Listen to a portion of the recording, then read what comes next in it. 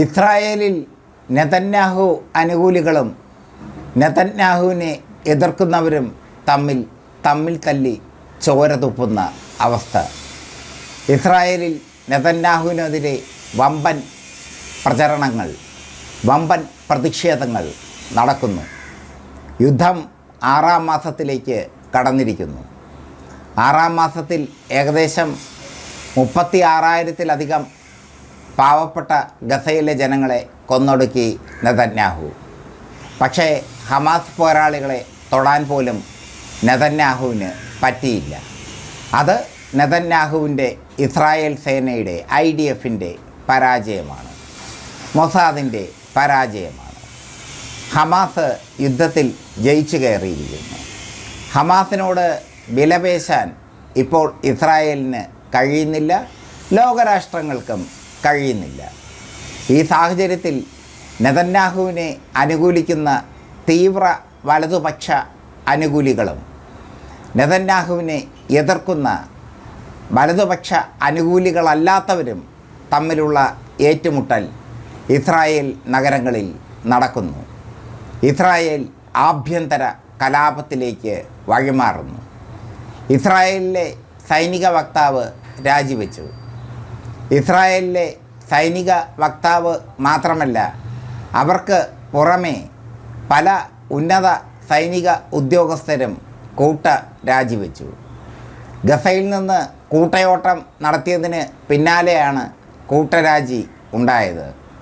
ആ കൂട്ടരാജി തടയാൻ നെതന്യാഹുവിന് കഴിഞ്ഞില്ല. നെതന്യാഹുവിന് കഴിയുന്നില്ല എന്നതാണ് യാഥാർത്ഥ്യം. അതാണെങ്കിലും നെതന്യാഹു അത് സമ്മതിക്കുന്നില്ല. അദ്ദേഹം ഇപ്പോഴും മൂഢ സ്വർഗത്തിലാണ്. ഗസയിലെ പട്ടിണി പാവങ്ങളെ മരുന്നും ഭക്ഷണവും നിഷേധിച്ച് ദുരിതത്തിലാക്കി ഹമാസിനെ സമ്മർദ്ദത്തിലാക്കാം എന്നതാണ് നെതന്യാഹുവിൻ്റെ തന്ത്രം. ആ തന്ത്രം വിലപ്പോകില്ല. കാരണം ആരും അത് അംഗീകരിക്കില്ല. ഇസ്രായേലിനെ സംബന്ധിച്ചിടത്തോളം അവരുടെ ആദ്യത്തെ തോൽവിയാണ്.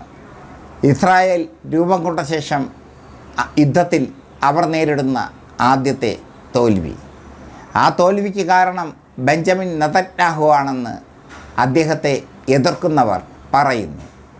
അദ്ദേഹത്തെ അനുകൂലിക്കുന്ന തീവ്ര വലതുപക്ഷം ദുർബലമാണ്.